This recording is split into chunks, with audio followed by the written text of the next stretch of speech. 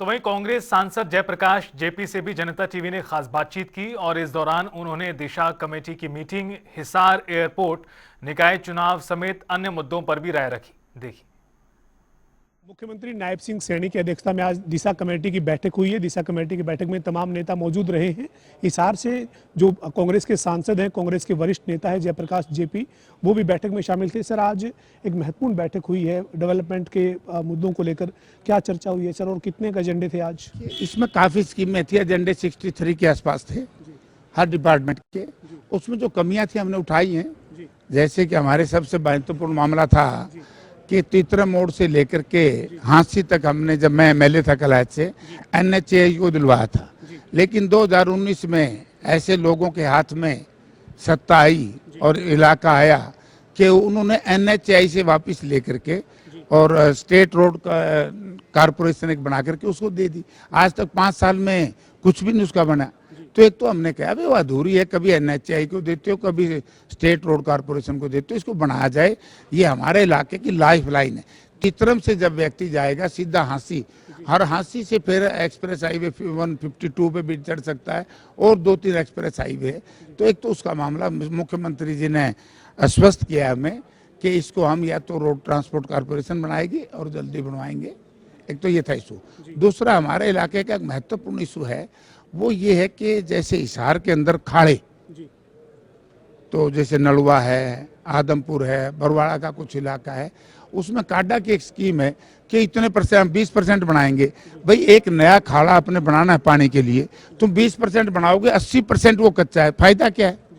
तो हमने कहा उसको 100% बनाओ और जो टूटे हुए नहरी पानी के लिए खाड़े हैं उनकी रिपेयर की जाए।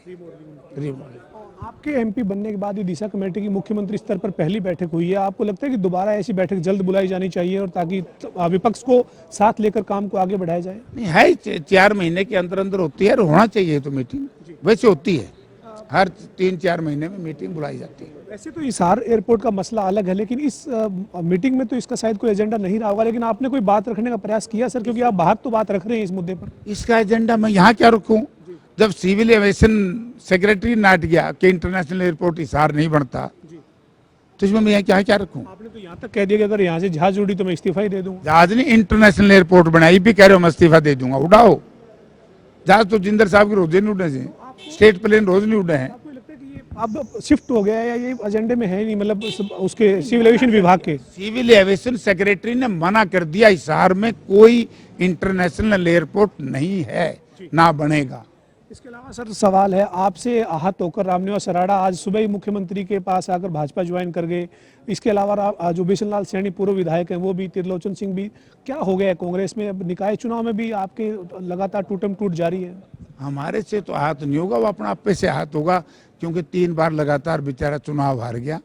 और चुनाव से पहले लोगों में शंका थी कि कुछ ऐसे लोग थे, और जो धनबल की हम बात करते हैं, कुछ ऐसे लोग थे जो हमारे साथ थे लेकिन वो बीजेपी के लिए काम कर रहे थे, प्रत्यक्ष और अप्रत्यक्ष।